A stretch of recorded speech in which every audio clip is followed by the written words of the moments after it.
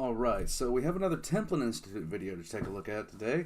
Today is about the Tyranids. Now, the Tyranids are horrifying as a faction in 40k because they are the literal Xenos of Xenos. They are the inspiration behind the Zerg of StarCraft if you didn't know that. Now you do. In any case, the Tyranids are basically a huge collective hive mind that nobody knows exactly how large it is. I don't even think GW understands how large it is. But in some of the concepts are just terrifying to consider. But yeah, I have read a good deal about the Tyranids. I hated playing against them when I played the game. In any case, we're going to go ahead and hit play on this. I do enjoy the Templin Institute. I think they make some fantastic stuff. In any case, here we go.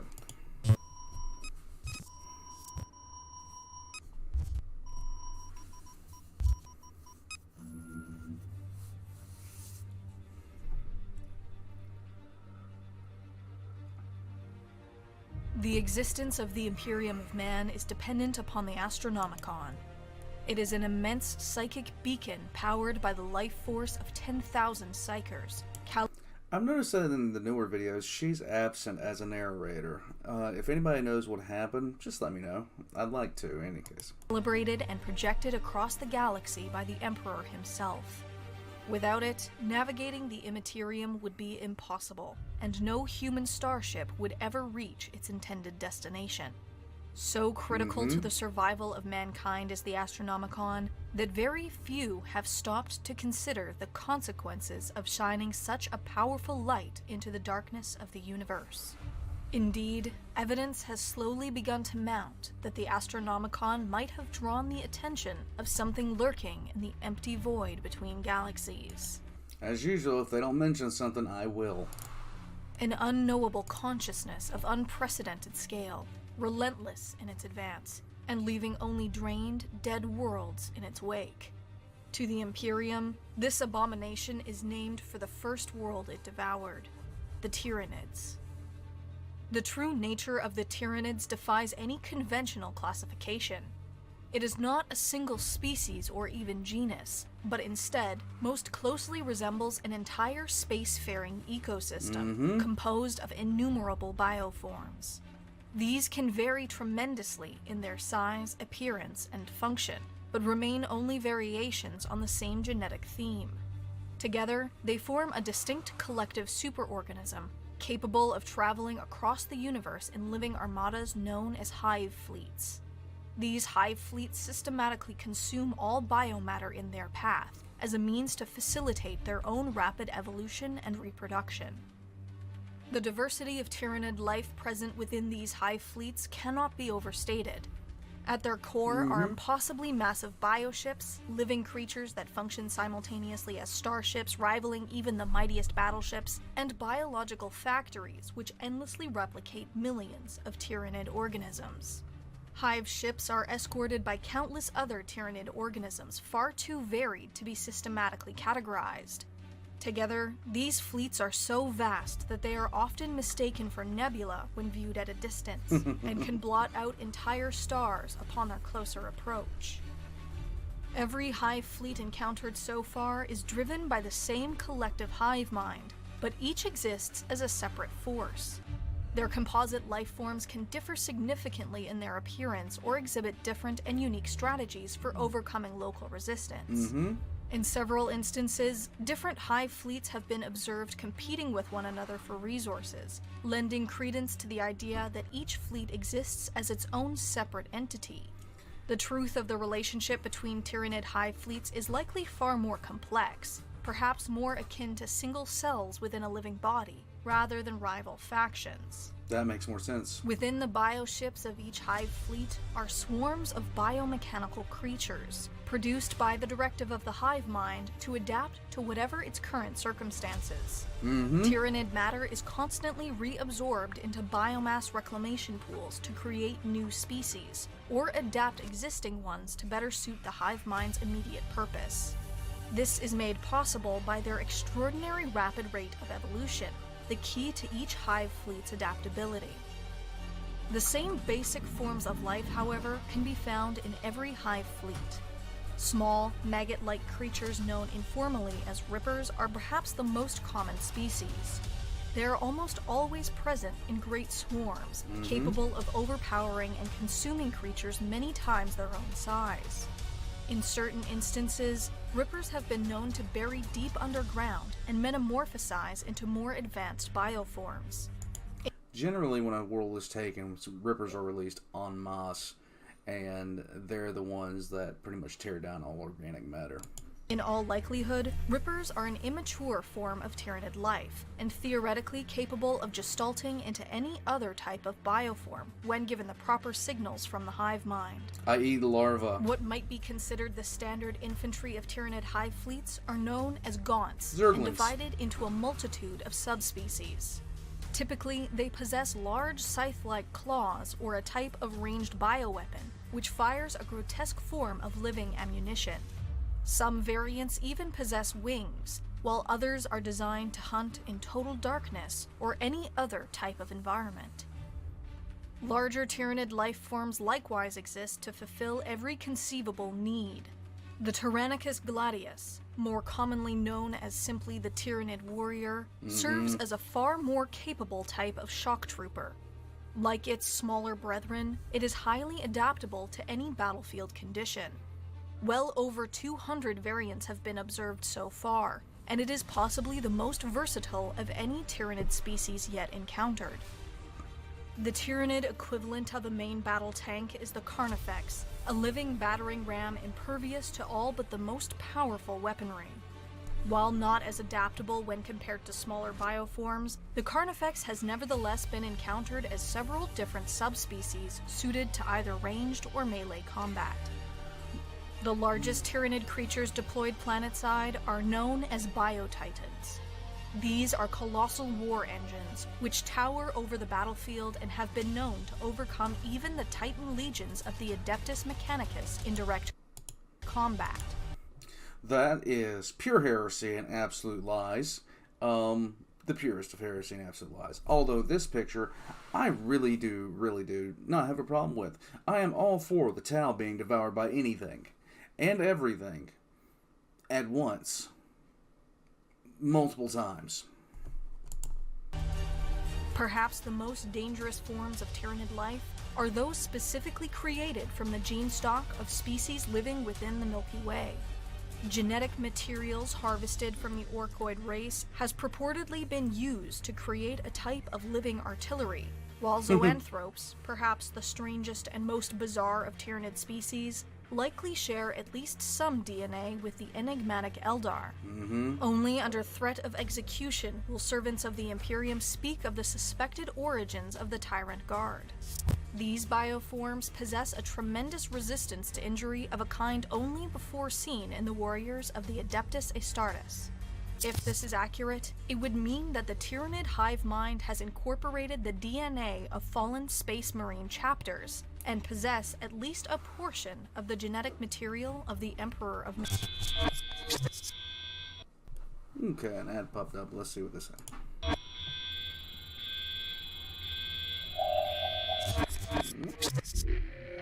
Attention, Imperial citizen. The transmission of unknown origin you have accessed has been deemed heretical by the order of His Most Holy Inquisition. You will remain at your terminal until such time the nature of your guilt has been determined.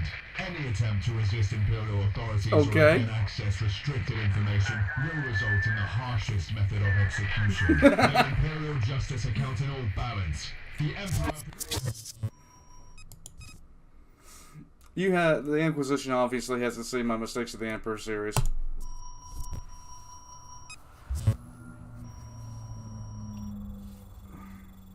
They have far more reason to be pissed at me than anything.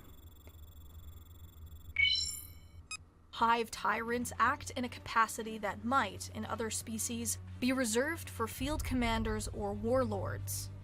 While larger and stronger than most other variants, the true value of these creatures is their exceptional psychic abilities that allows in them a closer connection to the hive mind.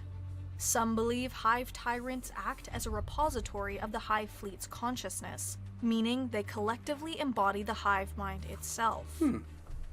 The relationship between the hive mind and individual Tyranid bioforms is only... Alright, so look at this guy right here. Now, doesn't this guy look like somebody that you'd love to invite over for a barbecue every once in a while? Now, this guy... Yes. No. Yes. No. Yes. Get it. only partially understood. All Tyranid creatures, from hordes of rippers to massive hive ships, possess a common psychic bond. This is known to the Imperium as the Synapse, and it enables the Tyranid swarms to think, perceive, and act to their full potential within the greater superorganism. Any level of coordination and control within a hive fleet is only possible through this synaptic web, for its constituent life forms are too numerous and varied as to be completely uncontrollable otherwise. Okay. So those are tentacles, this is Sisters of Battle. I see where this is going. Can we not? We're trying to keep it family friendly, people. Trying to keep it family friendly. Generally, smaller, weaker Tyranid organisms are mindless, instinctive creatures, performing their functions with no conscious oversight or commitment by the hive mind. Larger, more complex creatures, by contrast, are capable of advanced decision-making appropriate for their situation, and require a larger, if still minuscule, part of the hive mind's distributed sentient awareness. Within the tangled hierarchy of Tyranid fleets, swarms, and broods, exists a special type of synapse creature, whose slightly more advanced brain functions as a type of psychic hub. Without these synapse creatures to relay and interpret the will of the hive mind, entire swarms can quickly falter, and more basic Tyranid bioforms might revert to animalistic behaviors. The overpowering nature of the hive mind's psychic presence is a phenomenon known to the Imperium as the shadow in the warp.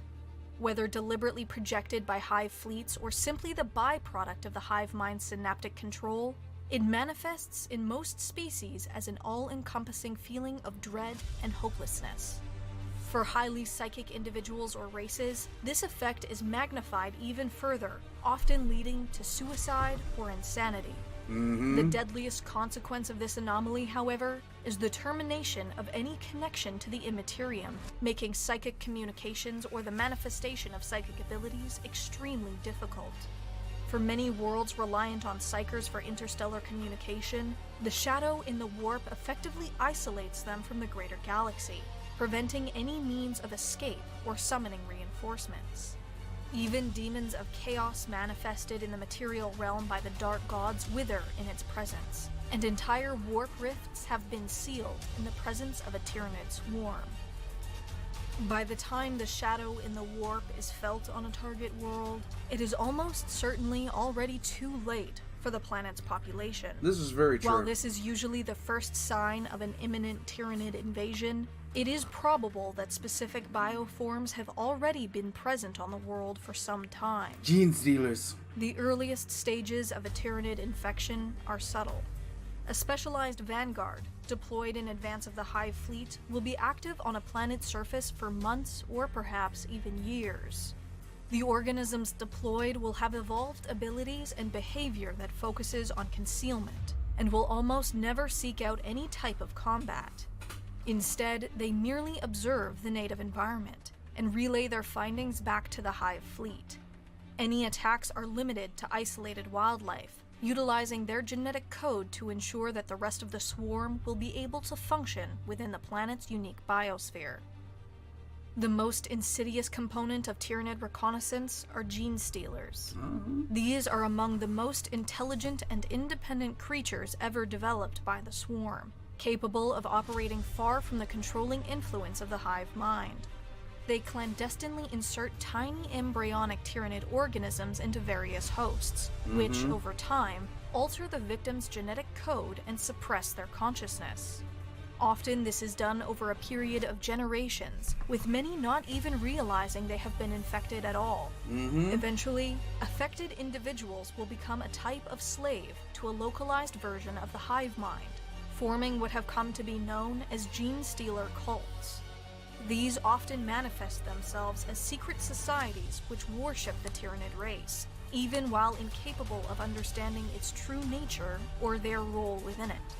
If a gene-stealer cult has been successful, it will have thrown a targeted planet into chaos and weakened local resistance. The arrival of a Tyranid hive fleet within a star system marks the next stage of the invasion. With the Immaterium disrupted by the shadow in the warp, local starships can be safely destroyed without the possibility of reinforcement or escape. Once in orbit, hive ships begin bombarding any inhabited planet with a rain of mycetic spores. These pods are filled with hostile microorganisms which immediately begin preparing the planet's atmosphere, oceans, soil, flora, and fauna for absorption. Complex organic molecules are broken down and recreated in forms better suited for the Tyranid species. Other spores deploy more complex creatures, which quickly gather into swarms and descend upon any organized resistance. Using information obtained. Something else about the Tyranids, I'm not sure if they're going to mention it or not, but the Tyranids basically store the genetic code of anything they devour. So an entire planet's ecological system will have its genetic code stored by the Tyranids. It is one thing that might have happened is the Tyranids might have been created by shutting up until this is over and then I'll ramble. During their initial reconnaissance, they target strategic locations and even local leadership. Once Tyranid forces have established a foothold on a planet's surface, enormous capillary towers are grown far behind the front lines. These towers concentrate the biomass that has already been absorbed, using it to either breed additional organisms needed to pacify the rest of the planet, or to extend its tendrils across entire continents. Simultaneously, capillary towers begin processing the atmosphere, absorbing all insect life and even airborne microbes. When a planet has been fully subjugated, the remainder of its biomass is relentlessly devoured. Capillary towers crisscross the entire world, from miles into the atmosphere to the deepest trenches of any oceans. Once the last of the planet's defenders have been destroyed, the victorious Tyranid swarms hurl themselves into digestive pools at the base of each capillary tower, their bodies broken down so that they might be recycled into new creatures for future conquests. Together with every molecule of organic matter or mineral wealth, they are transferred by massive pumping organs into awaiting hive ships. Once this has been completed, the hive fleet moves on, leaving behind a planet stripped of all life. Tyran Primus was the first known Imperial world to be devoured in this manner, and it was only through the dedication of a single Inquisitor that the full extent of the Tyranid threat was revealed.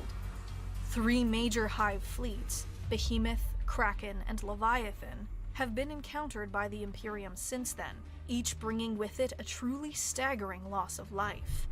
Yet there remain many smaller Tyranid fleets and splinters which have yet to be fully eradicated.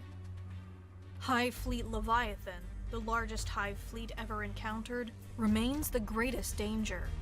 Nearly half of the swarm was destroyed before it could threaten Holy Terra, while the remainder, in a desperate gamble, was purposefully lured into conflict with the enormous Orc empire of Octarius.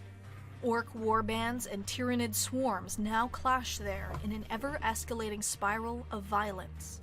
Orcs from across the galaxy, even Gazkul Mag Uruk Thraka himself, have arrived in the Octarius sector to battle Leviathan, growing bigger and stronger on their diet of conflict, but every Orc devoured gives more biomass to the growing Tyranid swarm.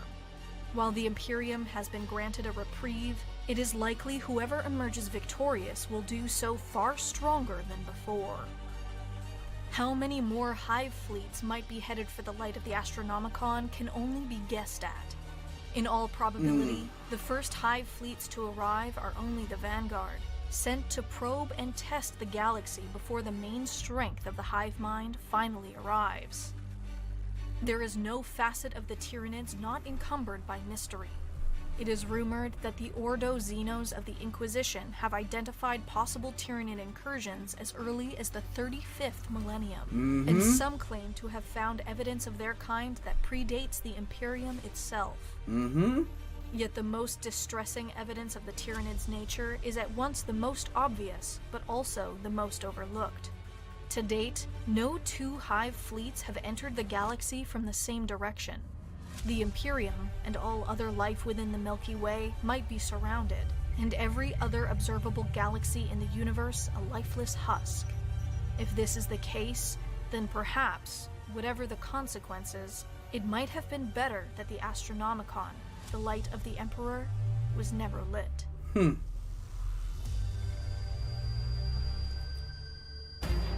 Okay. The Templin So, Institute. They did not say a few things in there, so I will go over them now. The Tyranids may have been created by the race known as the Old Ones, which predate everyone else. They would have been created in response to the Necron tier and their war against the Old Ones.